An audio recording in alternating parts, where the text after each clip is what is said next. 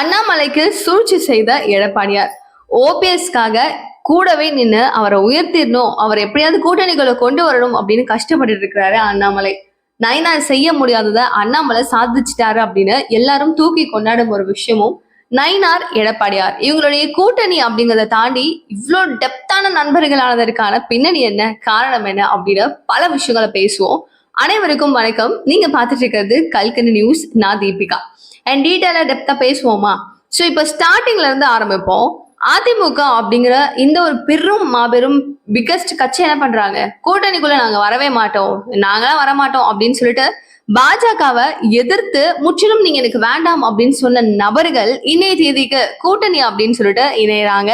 இணைஞ்சதுக்கு அப்புறம் எடப்பாடியாரா நயினாரா, நயினார் பாஜகவை சேர்ந்தவரா இல்ல அதிமுகவா அப்படின்னு பல பேருக்கும் டவுட்ஸ் வரும் வகையில நயினார் அவர்களுடைய ஒரு மூவும் வேற மாதிரி இருக்கு. சோ இப்போதைக்கு பாத்தீங்கன்னா எடப்பாடியாரை நம்புறதுனால மட்டும் நம்மளுக்கு எல்லாமே ஆயிட போறது கிடையாது அப்படிங்கிறது அண்ணாமலை அவர்களுக்கு தெளிவா புரியும். அப்போல இருந்து இப்ப வரைக்கும் எடப்பாடியாருக்கும் அண்ணாமலைக்கும் சுத்தமா பொருந்தல. அப்போல இருந்து எலியும் புனையமா தான் இருந்துட்டு இருக்காங்க. அண்ட் இந்த எல்லா விஷயத்தையும் மேலிடத்துல, அதாவது பாஜகவினுடைய தலைமை டெல்லிக்கு இந்த விஷயம் எல்லாத்தையும் கசிச்சு விடுறது அப்படிங்கிறது அண்ணாமலைக்கு பெரிய பங்கு இருக்கு அப்படின்னு சொல்லப்பட்டு இருக்கு. சோ எடப்பாடியாருக்கு மட்டும்தான் ஆதரவு கொடுப்போம் அப்படின்னு சொல்லிட்டு நயினார் நிக்கிற இந்த ஒரு ஸ்டேட் முற்றிலும் தவறு அப்படிங்கிறது இன்னைய தேதிக்கு மக்கள் எல்லாருக்கும் இருக்கிற ஒரே ஒரு கருத்து. கரெக்டா? சோ இன்னும் கொஞ்சம் டீட்டெயிலா பேசுவோமா? ஓபிஎஸ் அவர்கள் நான் வந்து பார்க்கணும், மோடி அவர்களை பார்க்கணும், இல்ல அமித்ஷாவை பார்க்கணும், என்டிஏ கூட்டணிக்குள்ள நானும் ஒரு கட்சியில இருக்கேன் அப்படிங்கும் போது எனக்கான ஒரு அங்கீகாரம் இருக்கு இல்லையா, நான் உங்களை பார்க்க கூடாதா அப்படின்னு சொல்லி அவர் கேள்வியை கேட்கும் போது, நான் பார்க்கணும் அப்படின்னு சொல்லி கடிதம் கொடுக்கும் போது, நான் பார்க்கணும் அப்படின்னு மெசேஜஸ் பண்ணும்போது, நான் பார்க்கணும்னு கால் பண்ணும்போது நயினார் நாகேந்திரன் என்ன பண்ணிட்டு இருந்தாரு? அவரு இப்போதைக்கு மாநில தலைவரா இருக்காரு தமிழகத்துல. அப்படிங்கும் போது முக்கியமான ஒரு கூட்டணியில அவர் முக்கியமான இடத்துல தமிழகத்துல அவர் தான் ஒரு முகம் அப்படின்னு தெரியும் போது இந்த எல்லா கிரிட்டேரியாஸையும் கரெக்டா ஃபாலோ பண்ணி அரவணைச்சு போக வேண்டிய ஒரு கட்டாயத்துல நயினார் நாகேந்திரன் அவர்கள் இருக்காரு. ஆனா இதை கரெக்டா அவர் பண்றாரான்னு கேட்டீங்கன்னா சத்தியமா கிடையவே கிடையாது. ஸோ ஸ்டார்டிங்ல இப்போ அண்ணாமலை அவர்கள் மாநில தலைவரா இருக்காரு அப்படிங்கும் போது அவர் என்ன பண்றாரு, குட்டி கட்சிகளும் நமக்குள்ள என்டிஏ கூட்டணிக்குள்ள இணையணும், எல்லாரும் சேர்ந்து இருந்தா மட்டும்தான் வெற்றி நம்மளுக்கு கிடைக்கும் அப்படின்றத ரொம்ப தெளிவா அவர் புரிஞ்சு வச்சுக்கிட்டு என்ன பண்றாரு, பாட்டாளி மக்கள் கட்சியை உள்ள கொண்டு வராரு, டிடிவி தினகரனை உள்ள கொண்டுட்டு வராரு, ஓபிஎஸ் அவர்களை உள்ள கொண்டு வராரு, ஜி.கே. வாசன், ஏசி சண்முகம், பாவேந்தன் அப்படின்னு சொல்லிட்டு முக்கியமான ஆட்கள் எல்லாரையும் கூட்டிட்டு வந்து சிறுக சேர்த்து என்டிஏ கூட்டணியை வலுவாக்கணும் அப்படிங்கிறதுல தெல்ல தெளிவா இருந்தாரு. கிட்டத்தட்ட இந்த ஒரு கூட்டணி மட்டுமே 18% ஆஃப் வாக்குகளை வந்து வாங்குது. சோ இந்த ஒரு சதவீதம் அப்படிங்கிறது ரொம்ப மேசிவான ஒரு கவுண்ட் தான். சோ இந்த கூட்டணி நம்ம சப்போர்ட்டா வச்சுக்கணும், இதை கரெக்டா யூஸ் பண்ணிக்கணும் அப்படிங்கிறதுல அண்ணாமலை அவர்கள் தெளிவா இருந்தாரு. அது அமையறதுக்கான ஒரு பெரிய பங்கு அண்ணாமலை அவர்களுக்கு இருந்துச்சு. சோ கஷ்டப்பட்டு உருவாக்குன அந்த நபருக்கு தானே தெரியும் கஷ்டம். நயினார் நாகேந்திரன் அவர்கள் இப்போ என்னன்னு கூட இப்ப 1000 இருந்தாலும், இப்ப நம்ம எக்ஸாம்பிளுக்கு நம்ம திமுகவே எடுத்துப்போமே, ஒரு கூட்டணி என்னவா இருக்கு அவங்களுக்கு, அவ்வளவு வந்து தேன் மாதிரி அவங்க வந்து அதை பராமரிச்சுட்டு இருக்காங்க. என்னதான் திருமாவளவன் அவர்கள் வந்து எனக்கு வந்து மேடை பேச்சு போடுறதுக்கு வந்து எனக்கு கரெக்டா பிளேசஸ் கொடுக்கறது இல்ல, எனக்கு தேவையான விஷயங்களை கொடுக்கறது இல்ல அப்படின்னு சொல்லிட்டு நிறைய அவர் பேசிட்டு இருந்தாலும், பட் யோசிச்சு பார்த்தோம் அப்படின்னா அவங்களையும் அவங்க விடுறதா கிடையாது, விட்டு கொடுத்ததும் கிடையாது. கரெக்டா எல்லா நபர்களையும் கண்ணு மாதிரி பார்த்துட்டு இருக்காரு மு.க. ஸ்டாலின் அவர்கள். யோசிச்சு பாருங்க, ஒரு இடத்துல ஒரு பெரிய கூட்டணி நடக்குது, ஒரு பெரிய ஆர்ப்பாட்டம் நடக்குது அப்படின்னா எல்லா தலைவர்களும் உள்ள இறங்குறாங்க இல்லையா, எல்லாருமே அவங்க கூட நின்று ஒரு அஜெண்டாவா இதுதான் நம்மளது, இதுதான் நம்ம எல்லாருமே அப்படின்றத அவங்க ப்ரூவ் பண்ணிட்டு இருக்காங்க டே டு டே. பட் இப்போ பாஜக அதிமுக என்ன பண்றாங்க அப்படின்னு கேட்டா தெரியலையே. சரி, ஓகே, இப்ப என்டிஏ கூட்டணி அப்படின்னு வருது, இதுல அதிமுக எல்லாரையுமே வந்து என்ன பண்ணணும், அப்படியே வந்து கொஞ்சமா ஒரு இணக்கமா வச்சுக்கிட்டா மட்டும்தான் அவருடைய மூவ் ஆன் நல்லா இருக்கும் இல்லையா. எடப்பாடியார் வந்து எனக்கு ஓபிஎஸும் வேணாம், டிடிவியும் வேணாம், சசிகலாவும் வேணாம், எனக்கு யாருமே வேணாம், நான் மட்டும்தான் இருப்பேன் அப்படின்னா எப்படி? சரி, பாஜக என்ன பண்றாங்க, உனக்கு என்னப்பா, உனக்கு என்ன, அண்ணாமலை இருக்கக்கூடாது அவ்வளவுதானே, தூக்கிடுறேன், உனக்கு தேவையான நயினார் நாகேந்திரன் அவர்களை போடுறேன், 2 பேரும் சேர்ந்து இணக்கமா வேலை பாருங்க, எல்லா இடத்துலயும் போயிட்டு கேம்பெயின் பண்ணுங்க, நல்லா வரணும்ல அப்படின்னு சொல்லி கட்சியினுடைய முன்னேற்ற பாதைக்காக என்ன பண்றாங்க, இப்ப நயினார் அவர்களும் இவங்களையும் விடுறாங்க. ஆனா போற போக்குல இது என்ன ஆகுது, முழுக்க எடப்பாடியார் மட்டும் போதும் அப்படின்னு நயினார் நினைக்கிறது ஏன் அப்படிங்கிற ஒரு கூடுதல் கேள்விகள் எல்லா இடத்துலயுமே கேட்கப்பட்டு இருக்கு. ஒருவேளை இப்படி இருக்குமோ, நம்ம எடப்பாடியார் வந்துட்டு ஒரு வேலை ஆட்சியை பிடிக்கிறாருன்னு வச்சுக்கலாமே, அவரு சிஎம் ஆகுறாருன்னு வச்சுக்கலாமே, அப்போ துணை முதலமைச்சர் நான் தானே அப்படின்ற மாதிரியான ஒரு கேடர்ல இப்போதைக்கு நயினார் நாகேந்திரன் அவர்கள் தள்ளப்பட்டிருக்காரா என்ன? பதவி ஆசைக்காக தான் எடப்பாடியை மட்டும் போதும்னு அவரும் நினைச்சிட்டு இருக்காரா? பட் அது நடக்காதே, அது எப்படி சாத்தியம் அப்படிங்கிற ஒரு கேள்வியும் கூடுதலா இருக்கு. கரெக்டா? சோ எக்கச்சக்கமா அலமோதுற அளவுக்கு மக்கள் கூட்டத்தை வந்து குவிக்கிறாங்க அப்படின்னா பணம் தான் காரணம் அப்படின்னு சொல்லிட்டு ஒரு பக்கம் ஊடகங்கள் அதையும் வெளிச்சம் போட்டு காமிச்சிட்டு இருக்காங்க. சரி, ஓகே, இப்போதைக்கு நம்மளுக்கு தென் மாவட்டங்கள்ல சூப்பரான ஒரு சீட்டிங் கெப்பாசிட்டி இருக்கிற நபர்கள் அப்படின்னா ஓபிஎஸ், டிடிவி இவங்க எல்லாம் ரொம்ப முக்கியம் இல்லையா? இவங்களுக்கு ஒரு ஒரு தொகுதியில இவங்களுக்கான ஒரு மாஸ் சூப்பரா இருக்கும் அப்படிங்கறத ரொம்ப ரொம்ப ரொம்ப அதிகமா பலாப்பழம் சின்னத்துல நின்னு போட்டியிட்டு அவ்வளவு சூப்பரான ஒரு வாக்குகளை வாங்கி 2வது இடத்தை அவர் பிடிக்கிறாரு. அதிமுகவே முந்தி நான் இருக்கேன்ப்பா அப்படின்னு சொல்லிட்டு அவர் காமிக்கிறாரு ஓபிஎஸ்.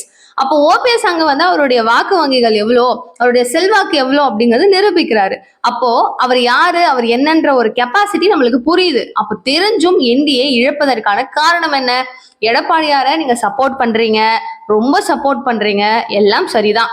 இப்போ ஓபிஎஸ் இதுக்கு மேல எனக்குலாம் என்னுடைய செல்ஃப் கான்பிடன்ஸையோ இல்ல என்னுடைய மொத்தத்தையும் நான் வந்து இழந்துட்டுலாம் உங்ககிட்ட இருக்கணும்னு அவசியம் இல்லை அப்படின்னு அவர் கெத்து காமிச்சிட்டு இங்க இருந்து மூவ் ஆன் பண்ணி என்டிஏ விட்டு வெளில போறாரு. அதுக்கப்புறம் அவருக்கு வந்து பிஎல் சந்தோஷ் வராரு சென்னைக்கு வந்ததுக்கு அப்புறம் அவருக்கு அழைப்பு கொடுக்குறாரு, நீங்க வாங்கன்னு கூப்பிடுறாரு. இன்னைய தேதிக்கு இது எல்லாமே சாத்தியமாகுமா? யோசிச்சு பாருங்களேன். அவர் வேணான்னு போனதுக்கு அப்புறம் நீங்க பின்னாடியே போய் கெஞ்சிருந்தோம். நான் வந்து என்னுடைய செயலாளர், பொதுச் செயலாளர் எல்லார்கிட்டையும் நான் கேட்டு அவங்க என்ன சொல்றாங்கன்றதெல்லாம் நான் முடிவு பண்ணிட்டு அப்புறம் உங்களுக்கு நான் சொல்றேன்னு சொல்லிட்டு ஒரு தக் ரிப்ளைய ஓபிஎஸ் அவர்கள் கொடுக்குறாரு. சோ இது வந்து முழுக்க முழுக்க இது என்ன நடக்குதுன்னா, எடப்பாடி போதும்னு நினைச்சா மட்டும் பாஜகவுக்கு வெற்றி கிடையாது அப்படிங்கிறது லேட்டரா புரிஞ்சுக்கிறாங்க. சோ இது வந்து முன்னாடியே அவங்க புரிஞ்சுக்கிட்டு இருந்தாங்கன்னா ஓபிஎஸ் விட்டு இருந்திருக்கவே மாட்டாங்க. சோ டிடிவி தினகரன் தெளிவுபட சொல்றாரு, இங்க பாருங்க, நீங்க என்ன பண்ணாலும் சரி ஓபிஎஸ் விடக்கூடாது, அவர் திரும்பவும் உள்ள வரணும், என்டிஏ கூட்டணிக்குள்ள இருக்கணும் அப்படிங்கிறது தான் என்னுடைய ஆசைங்கிறாரு. சோ இவ்வளவு அளவுக்கு இருக்காங்க அப்படிங்கும் போது நயினார் எடப்பாடிக்கு மட்டும் சப்போர்ட் பண்ணி ஓபிஎஸ் தூரம் தள்ளுறதுக்கு கன்ஃபார்மா அவருக்கு இருக்குப்பா அப்படின்னு தான் எல்லாரும் சொல்றாங்க. இப்போதைக்கு இருக்கிற கிரிட்டேரியா படி பார்க்கும்போது எடப்பாடியும் நயினார் நாகேந்திரன் அவர்களும் ஒன்றுபட இருக்க, தனிமைப்படுத்தப்பட்ட நிலையில ஒதுக்கப்பட்ட நிலையில இப்போதைக்கு அண்ணாமலை இருக்காரு. ஆனா நீங்க எதுவும் ஃபீல் பண்ணாதீங்க, நான் பாத்துக்கிறேன் அப்படின்னு சொல்லும் வகையில ஓபிஎஸ் கூட கை கோக்குறது அப்படின்னு பார்க்கும்போது அண்ணாமலை அவர்கள் தான். ஏன்னா அப்போல இருந்து இப்ப வரைக்கும் அண்ணாமலைக்கும் ஓபிஎஸ்க்கும் ஒரு நல்ல இணக்கம் இருந்துச்சு. அவருக்காக இவர் போயிட்டு பிரச்சாரத்துல மேற்கொள்றதும், இனிமே அதிமுகவினுடைய இன்னொரு முகமா ஓபிஎஸ் அவர்கள் தான் இருப்பாரு, அதிமுகவே மொத்தமா இவர் கையில போறதுக்கான சான்சஸும் இருக்கு அப்படின்னு சொல்லிட்டு பிரச்சாரம் வந்து பயங்கரமா வேற லெவல்ல அண்ணாமலை அவர்கள் அவருடைய முகத்தை காமிச்சு ஓபிஎஸ்க்காக நிறைய இடங்கள்ல பிரச்சாரமும் பண்ணியிருக்காரு. சோ கூட்டணியில அரவணைப்பு அப்படிங்கிறது ரொம்ப முக்கியம். அது நயினார் அவர்களுக்கு தெரியல. ஆனா அண்ணாமலை இதை விட்டுறவே கூடாது. இது என்ன நடந்தாலும் 1000 நடந்தாலும் நம்ம மாநில தலைவரே இல்லை அப்படின்னாலும் இந்த கட்சி நம்பளுது, இந்த கூட்டணி நம்பளுது அப்படிங்கிற ஒரு ஒரு உள்ள இருக்கும்ல, அந்த ஒரு விஷயம் அவருக்கு எப்பவுமே இருக்கிறது உண்டு இல்லையா? அதனால ஓபிஎஸ் இழக்க கூடாது அப்படிங்கிறதுனால டெல்லி தலைமைகளுக்கு போய் ஸ்ட்ரெயிட்டா போயிருந்தாரு. போயிட்டு நிறைய ப்ராப்ளம்ஸை பத்தி அவர் பேசியிருந்தாரு. சோ என்ஹெச் தொடர்பா விவசாயிகளுடைய கோரிக்கைகளை போய் பேசுறதுக்காக டெல்லி போயிருந்தாரு. அது கூடவே முக்கியமான எல்லா தலைவர்களையும் மீட் பண்ணி தமிழகத்தினுடைய நிலைப்பாடு என்ன, பாஜக எந்த லெவல்ல இருக்கு, அதிமுக கூட கூட்டணி வைத்ததுனால என்னென்ன பிரச்சனைகள் இருக்கு, என்னென்ன மாதிரி சமாளிக்க முடியும், நம்ம வின் பண்ணணும்னா இதெல்லாம் நம்மளுக்கு தேவை, எவ்வளவு தொகுதிகள் வாங்கலாம் அப்படின்னு போது கொண்டு நிறைய விஷயங்களை அவர் போய் பேசினதாகவும், ஓபிஎஸ் இல்லைன்னா ஒன்றும் முடியாது அப்படிங்கறது தெளிவுபட சொன்னதுனால மட்டும்தான், அதாவது நயினாராலேயே முடியாத ஒரு விஷயம் அண்ணாமலை சாதிச்சிட்டாருன்னு நான் சொல்லியிருந்தேன் இல்லையா, இதுவாதான் அது இருக்கும். சோ ஓபிஎஸ் பார்க்கணும் அப்படின்னு சொல்லி ஒரு பரிந்துரை பண்ணதுக்கு அப்புறம் தான் பிஎல் சந்தோஷ் அவர்களே வந்து அவர் ரொம்ப பெரிய ஆளு பாஜகவுல, அவர் என்ன பண்றாரு, அவங்கள இன்வைட் பண்றாரு. பட் ஓபிஎஸ் இப்ப திரும்பவும் மாஸ் காமிச்சிட்டு இருக்காரு. பாப்போம், வெயிட் பண்ணுவோம் என்ன பண்றாரு அப்படிங்கறத. ஆனா ஒண்ணுங்க, பாஜக தெளிவுபட இப்ப ஃபீல் பண்றாங்க, ஐயோ நம்ம இப்படி பண்ணிட்டோமே அப்படின்னு சொல்லி. எப்படி பண்ணிட்டோமேன்னு கேட்டீங்கன்னா, ஐயோ நம்ம பாஜகவுல நம்ம ஃபர்ஸ்ட்ல இருந்து நம்ம வந்து அண்ணாமலையை ஒரு பெரிய சப்போர்ட்டா வச்சுட்டு இருந்தோம்.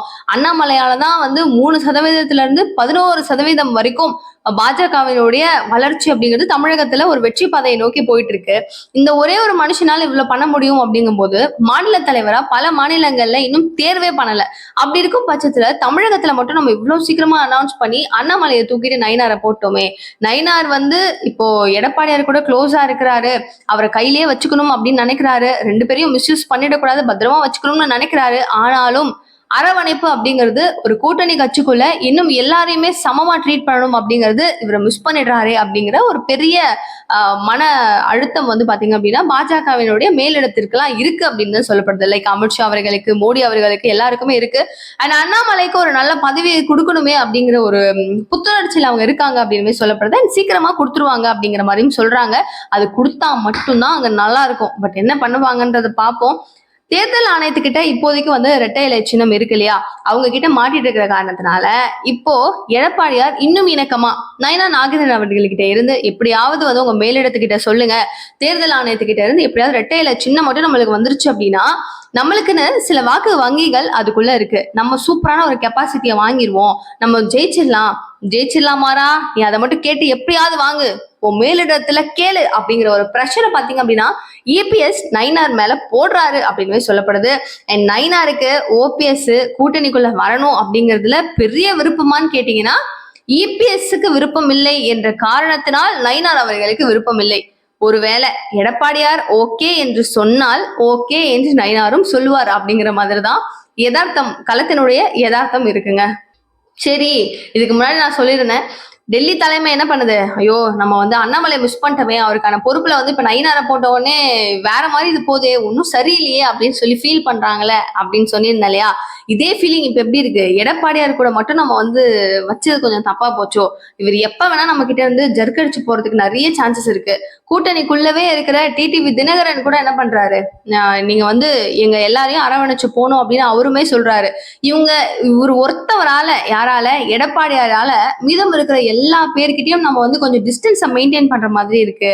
நம்ம இதை வந்து எப்படி வந்து இந்த என்ன சொல்லுவாங்க, அதை தீர்த்து கட்டுறது, எப்படி வந்து இந்த சரி செய்யறது அப்படிங்கிற ஒரு பெரிய யோசனையில பாத்தீங்க அப்படின்னா அந்த குழு லைக் வந்து பெரிய பாஜகவினுடைய பெரும் தலைவர்கள் எல்லாரும் ஒரு குழுவா வச்சு கூட யோசனை பண்ணிட்டு இருக்காங்களாங்க.